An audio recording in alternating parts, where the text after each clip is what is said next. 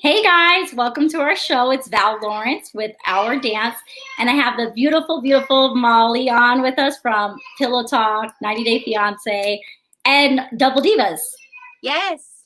That Hi, good I watched evening. it. Yeah, good. I'd never seen it before, and I watched the episode when you did the mechanical bull. That was funny. Girl. You have a best friend like mine that kind of just puts you out there and go for it. Well, let me tell you what's even funnier. So I grew up on a horse farm pretty much, and I've rode horses most of my life, and I'm very flexible. I'm pretty athletic, and I don't have a problem getting on and off a horse, right? Yeah. So when we went to the horse trip thing where we met the girl, we actually met her there, but we were going horseback riding, and they come out with our horses, and of course Cynthia gets the big, tall, long, and lean, and I get the little short, squatty free horse. And they cut the part where it's the end of the day. I've mounted this horse like 100 times. I'm exhausted. I've stepped in horse poop. There's crap all over my boots. And I'm like, I just want to go home. Right. I want to go home. I'm sneezing because it's like so dusty and the horse stander, but they cut that part. So they show me like flopped over it. I can't get my leg over, and not because I couldn't, but that was like time 101. Yeah. I was worn out, but needless to say, it was really cool because her horse's name was Lucky, and she rescued him, and he was blind. Oh, very nice. So she rode a blind horse, so even Wow. though he had some issues, he was killing it, and they won. So she wins a lot with this horse, and he can't see. Awesome. But they have such a spiritual connection that his disability has become his ability, and so that's spirit and connect. I'm that person, like I see things that other people may not see. So it's like cool. It was very cool. I love that. Yeah, I have a tattoo on my wrist that says ability because I'm able. So right. Absolutely. Yeah, and I love that you guys have a lingerie store, and like to me, it's like empowering to women, no matter your size, your color, you're beautiful. Everyone is beautiful. So I love that. Can you tell us a little bit about your store? Well, we opened our store in 2006, and my business partner and I left a very prominent, high-profile store to do this. And we did it because she's an artist. She's very creative, and I too have some creative bones in my body. And in the store that we were in, we were very limited with things that we could sell to the clients. And women wanted sexy, and they wanted sexy whether they weighed 130 pounds or 330 pounds. And it's like in that particular mall, if you didn't fit a certain mold or make, it just wasn't the space for you. And then we realized very quickly that we wanted to help cancer patients, older clients. I feel like if you've made it to be an older, mature woman, you should still be treated with the same respect, and even, right now with all the stuff that's going on with Black Lives Matter, like we truly loved and fell in love with the sisters, and they were so powerful. And it's like, I want to work with this strong ass, beautiful Black woman because she's killing it. She looks great. Yes. And her energy is so good, So we were finding that they didn't have products that I needed for cancer patients. I was expected to do A, B, C, and D. And I'm like, I don't want to be stifled with my creativity, our passion and love for women in this space. So we quit and opened the store, and we were no longer bound, by decision makers and people who didn't have our vision in our heart. Really, it was really our hearts. You can make a ton of money doing something, and you can love it. But if you love it for the wrong reason and it's for the money, then I don't think that's just not how I am. You have to, I agree. Once you serve the people, it's almost like everything falls in line, and you have to be passionate about it. You can't just constantly look for that dollar sign. That's the same with, we have a nonprofit, Thriving with CP, to help people with CP and also inclusion. As you know, my family's biracial. Right. So we just want to all love each other, and it's so important right now, especially I tell my husband, we look like Walmart. We got a disabled mom, a white mom, some mixed kids, a Black husband. It's like walking into Walmart at my house. Everybody is there. But it's beautiful. But you know what? Being born and raised in the South and learning about Christian values, or, you know, being in the Baptist church, I think that sometimes religion misses out on the spirit of people and humanity. And I was raised a certain way, but it was never my belief system. And my dad made a comment one time and said, you should have just opened up a humane society because you take in all the strays. And I'm like, is it really that I'm taking in the strays, or is it really that I'm opening my heart, my mind, everything that I feel and believe, to be accepting of everyone? And I think that's really the answer for my store, for this country. You know, I mean, we have to be the people who are spokespersons sometimes. And it's not that I think that I'm someone I'm not. It's not that I'm living a certain way, but you know, having met my oldest daughter's father when we were very young, we fell in love with each other. We were young, we were foolish, but so crazy, because the first time I ever went there, when I came back after not going to my family's Thanksgiving, I'm like, well, what was it like? I'm like, what do you mean, honey? The mac and cheese was slamming. The food was amazing. There was, you know, and you could just be yourself, and people eat and hang out. And I feel like it reintroduced me to how my grandma was like.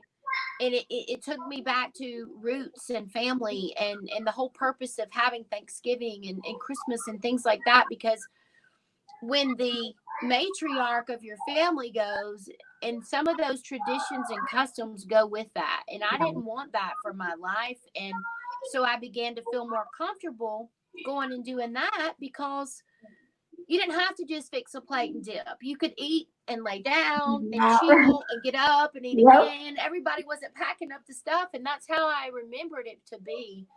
So, you know, and I think that's one of the craziest things is that I tell all my people, like, what kind of question is that? At the end of the day, we're still all just human beings.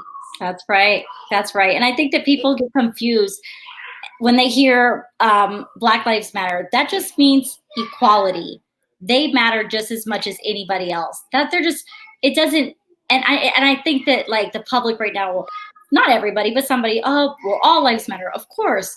But right now, we need to focus on Black lives, because let's be honest, it's not being treated the same, and they just want equality. That's it. And I think that's fair. That's a fair suggestion. Well, it is. And even like with what you have going on, you know, I told somebody, I said, I never want to have a store where it's like, you know, I'm in between. I'm very full busted. I'm a little on the heavier side. In 6 weeks, I could weigh 40 pounds less if I really put my heart and soul into it. You look the and bomb. A little exercise, and I ate a salad instead of a cheeseburger. But at the end of the day, I'm happy for the most part. I'm a little overworked, a little tired, but I'm happy, and I want other people to experience that when they come here. You know, I never wanted a space where, okay, this section is for plus girls. This section is for this. Because when you go to shop in the store, that's how it's divided. And I never wanted anybody to be like, well, this is my section. There's a rack. No, it's for everybody. Yeah. I think for the longest time, people have always thought it was a full-figured store, because we've showcased so many full-busted girls and bigger girls, because there's never been a great spot for them to go. And in lingerie ads, they've never used it. Not to mention the fact they've never used people in a wheelchair. That's right. I was going to say that. Okay. If you need a model, girl, you're gorgeous. I'm your totally model. Do it. I mean, and I'm tatted though. I got a lot of tattoos. That's okay, but guess what? You're a real person. You are someone out there looks just like you. They're in the same shoes that you're in today. And how empowering is that? Not only for you, because you look beautiful and you're amazing, but someone else can see you and be like, you know what? They may just need that. They may just need that one person like you or me to see and be like, you know what? I believe in myself again, or I need that. Okay, thank you for making it be okay. And I knew that it was a great idea, because I had this girl, and she was so stinking cute, and she was a small person. Yeah, awesome. And I'm like, please come back. You're full busted. You're no different. Like, We're all the look, same. people see you differently, but I see you as a girl who came in my store, who needed a bra. You're full bust. We hooked you up, and then I'm like, would you do a photo shoot? That's because I want awesome. other people to see that you don't have to just go somewhere and you can be comfortable here. And then, That's so cool. so I'm going through my arsenal of chicks. I've got, you know, the middle-aged girl who's concerned about her fitness and body, and she looks slamming, and she's a pole dancer. But for instruction, she's a fitness model. But she's worried and sick because she's hit her mid-40s and she doesn't feel and look the same. Then I had a Latina girl. I had a fully tatted girl. I had a large, full-size, full-figure burlesque dancer. And I had a black girl, and I had a mixed girl, and I had all these chicks, right? And I was like, I don't have a girl in a wheelchair. And Cynthia's like, well, who do we know? And I said, I know a couple, but I don't know if they're open yet enough to do this. And I promise you, Valerie, I went home and I said, God, if this is supposed to be on our ad slicks and our campaigns, I need you to send me my girl. I'm about to get emotional.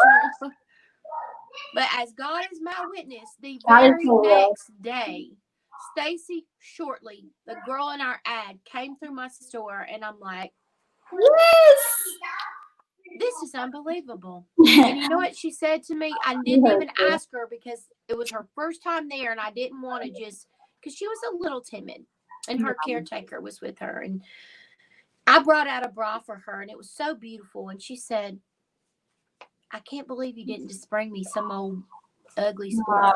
I said, but why would I do that? You're beautiful. You came here for a reason, and I don't think it's so that you can be in the same thing that you've always put on. And she said, no, how'd you know that? I said, because you're supposed to be a model for my campaign, and I'm not even going to let you say no.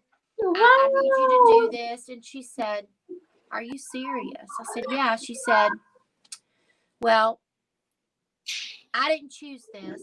She said, I was always athletic, you know, and I've always worn matching bras and panties. She said, but I have MS.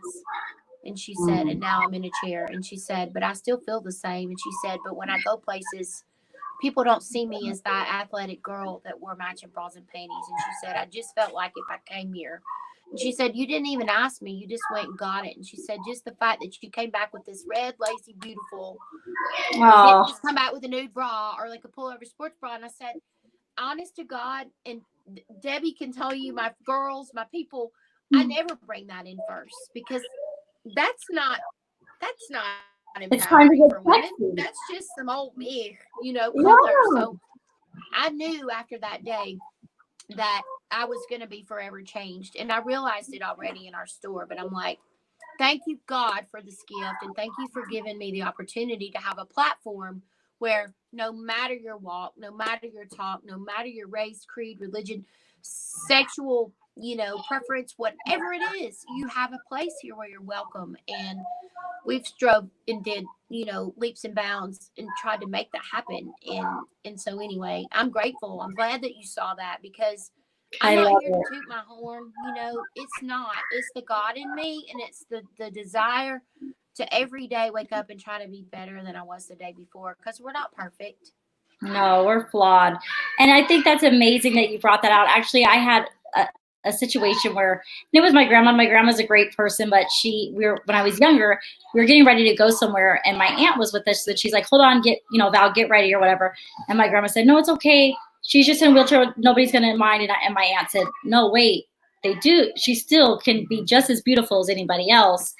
And self-care and beauty it's big to me. Like, I want to be that sexy mama, you know, in my scooter or on my crutches. And when I seen your clothing and your lingerie, I was like, ooh, I could be like, get some sexy pants on tonight and look so cute, because we want to feel good. You know, even as moms, we lose ourselves as moms. Absolutely. Yeah, we have so much to wear, so many caps, and our kids, and my kids are driving me crazy. Like, holy hell. Oh my gosh. It's under control. So, but it's nice to go back and feel so beautiful within. Like, it's important. So I love that you guys have that. That's awesome. And then, well, you know, you want to see somebody that looks like you too. And I tell women all the time, like, why have we settled for billion-dollar advertising that doesn't look like anybody in stores that are ran by teenagers who have never had weight loss or gain issues? Some haven't even gotten their boobs yet. Like, it's an unrealistic thing. You can look like that. That's great. That's beautiful, but we're all beautiful. So let's mix it up. Yep. And let's have something for everybody. And let's see you. Let's see you. Yeah. Let's see Val and Dad looking amazing, you know? Yeah, that is so cool. It's very empowering to see somebody that you relate to. And, you know, like you said, like Victoria's Secret, they're beautiful, but we're not. I'm not. I have 3 kids. I'm on crutches. I walk a little different than other people. I'm not the same. So, and I'm okay with that. You know, it took me a long time to be okay with that, but I am now. And that's why my foundation is so important. I want people to celebrate diversity and differences because it's a celebration. If we were all the same, it would suck. Right. I truly believe that.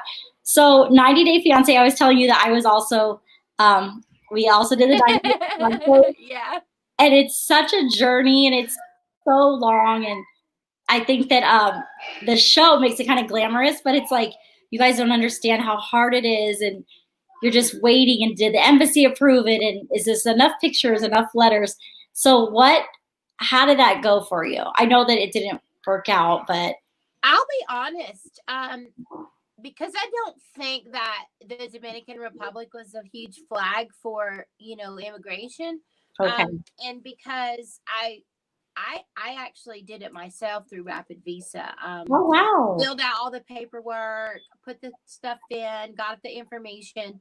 And I speak Spanish fairly well. So I was able to communicate with him and with his embassy and the consulate there. And it was very quick. So I was shocked. Awesome. That's why I was of the belief that this is really supposed to be. We dated for almost 2 years prior to even starting the visa process. Nice. And I didn't know anything about the show. My business partner had binge watched it, and she said, "This is totally you and Luis." And I was like, "What are you talking about?" And she's like, 90 Day Fiance. And I'm like, I hadn't even gotten to the point of, I had just talked about starting the visa process. So when I dug deeper in, I'm like, okay, I get it. Once he gets here, he only has 90 days where he has to go. So it wasn't difficult for me. And he and I were so excited. His family's in ministry. I did some ministry work there in their camps with the kids. You know, it was very much, I was totally convinced in more ways than one until the very moment he got here, girl. It was like Jekyll and Hyde. So was it as bad in person as it was on the show? Because he was like, I was kind of. Yeah. It wasn't good. It wasn't good at all. I was very, very sad. I gained weight, then I lost a ton, and then I gained it back. So I'm an emotional eater. And so it was hard because here I am still trying to run my business and be inclusive with him. And he just, all the things that he knew about me and the things that I knew about him, he all of a sudden became like unable to speak and hear and see. And I'm like, who is this dude? Right. Like, it was literally like flip mode. And that's so crazy. I just knew. And for my kids and for me personally, but he had someone here. So he baited me. But it was not a hard process for me. But I think that is the misconception that you just be like, oh, well, I'm going to marry this man or this woman from another country and let me drop some coins and poof, here they are. It's not like that at all. And it is very expensive. It costs a lot of money. I think people think that they can just come. I'm like, no, the government makes you pay to have a baby. and you even pay fines and fees later on once they're here for like another 2 years. It's very, very pricey. And it's just, like I was saying, my husband had no children. So the way we met in high school, he went back to South Africa afterwards. And then I loved him, and I got it in on the DM, let him know how much I love him. And then we met up in the country, Panama, and I got pregnant the second trip. And he seen his son be born on FaceTime and came 10 days later. It was a long process for us. And that was with an attorney. So it's tough, you know, and TV, they glamorize things a lot, and that's what it is, but it is challenging. So it is, and I think that some of the things they show, which, you know, obviously we don't want to seem ignorant and uneducated and judgy, right. You don't know. I mean, you don't know if you've never been to South Africa. We don't know. I know that Ethiopia was not in a good space for a long time. I mean, the new couples are from there. So you have the new guy, Baby, and Ari. And, you know, we've seen the first episode, and it's not as glamorous as their show. I mean, you can't make up that there's this hospital or that they're in a apartment that's not electric filled and no running water. I mean, but we don't know, but that's the norm for a lot of people. So I don't want people to think that we think we're better because we have whatever. Like, I've worked very hard to be able to keep my air conditioning at 68. But when I was born and raised, I mean, I was raised on a farm, and we did not have central air. So I'm not this girl that just, you know, even though people may think what they think, they don't know, you know, and you don't know. You don't know. Exactly. I'm trailer raised. We just happen to have a couple add-on rooms to it. You know? We didn't have a ton of money, and we fought for food. And that's the truth. So you don't know, but they do paint a picture. A lot of it is, I truly believe, happened, because I know that my story is how it really went down. It's just the way they cut it, you know, so sometimes it seems a little different because of that. But that's what makes good television. That's what makes you mad, sad, glad. Right. Want to choke somebody, you know, want to be in the midst. I mean, I'll say this. I had been talking to someone who is a brilliant scientist from Ethiopia, and he lives in Germany right now, and he works on the GPS navigational system for there, and he also works with the U.S. government to do this. And I want to go, whether I make a love connection with this person or not. Yeah. I want to go there. I'm dying to go. I would love to visit Africa. And what better way to do it than with someone who's from there that can navigate where we're going, what's good, what's bad, that I've been talking to for 2 years, you know. And now, do I think he's absolutely head over heels for me? Sure. But I've made it very clear, like, I'm not in that headspace. But I would like to come and visit. You know, there's several places I'd like to go. I know traveling is so awesome. And it's awesome because, like you said, you know, sometimes I think that we're kind of blind as Americans. We just naturally think like this is what it is, but it's not like that all over the world. It's definitely not. But I love that you're still so humble, and, you know how it is. You know what I mean? And some people, like my husband tells me, he's from, you know, Cape Town, South Africa. He's like, you might love to be there for the week, but to live, it's much different. You know, like we don't have the running water that, like you said, the AC. It's not that way. Like that. Not at and all. I adapted to it, and I could, and I think that's what the space I want to stay in, right? Because you don't ever know what's going to happen. Right. And when I went to visit Luis and see his family, I'm like, I don't want to stay in the touristy part. I want to get in the guts. I want to see what it's about. I want to know the life. And I'm okay with that. I'm not, I don't want to be such a proud person that I'm like, oh, I can't. You know what I mean? Like, it's not like that for me. And I think that that's the difference, even like you said. But I also think that a lot of other countries too, because the United States has been seen as such this powerhouse of a country. Everybody's like, oh, free America. You know, you get there and it's so. No, you work that's hard. What I told him. I'm like, it's not free America. It's very hard. Fill up. Let's go to work. Let's grind it out. You can mediocre do it, but that's where you're going to have. But if you want stuff, you got to go out and get it and work hard for it. And I mean, it depends on what your values are and what you want. You know, yeah, it's very hard. Stuff, or is it to have a nest egg in the bank? Like, and everything is expensive also, like, you know, and it's hard. You can't just, I think that is also a misunderstanding is, oh, well, in America, you can get this. Yes, you have more opportunities. I believe that, but you must also work too. It's just not here you go. Yeah.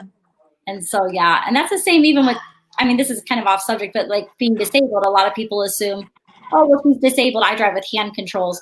They must have been given to her, from her insurance.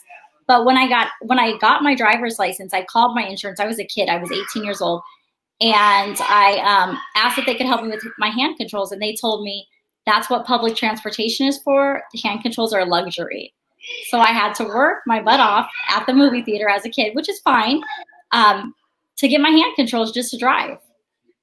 So it's just, yeah, things are definitely not just here you go. Right. It's a struggle. Well, I am so excited that I got to meet you, and you're beautiful. So beautiful. Like, you never know. I get all these requests and I'm like, okay, what's their platform? What do they want to talk about? I don't have a big platform as far as like followings and stuff, but I appreciate You know what? It doesn't matter. I'm of the belief whether it's one, none, or a ton, you could have 10 people and they may hear something that we speak and it might change their whole world. And I don't care. It's never been about that for me. I know some brilliant people who move mountains, but social's not their thing, but the word of mouth and the people who show up for them. Yeah. We just live in that social age now, but anytime I'd love to send you something, I'd love to send you a little package and then recap, see how you feel. I mean, because it's important, and we have, like I said, there's a girl in New York that we want to work with, Danielle, and she's a big powerhouse on Wall Street, and she's like, I want to feel beautiful and sexy. There's tons of women in my group. We date.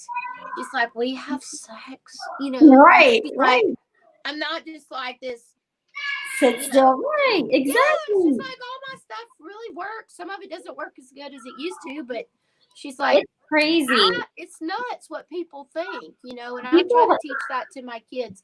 Be it about that, be it about race, I'm like, if someone rolls up and they're different from you, you just have to just be normal. Just say, what's up? How you doing? You don't have to be like, kids don't get it. But I feel like if we put that into them at a young age, then they begin to understand and they don't grow up as adults thinking differently.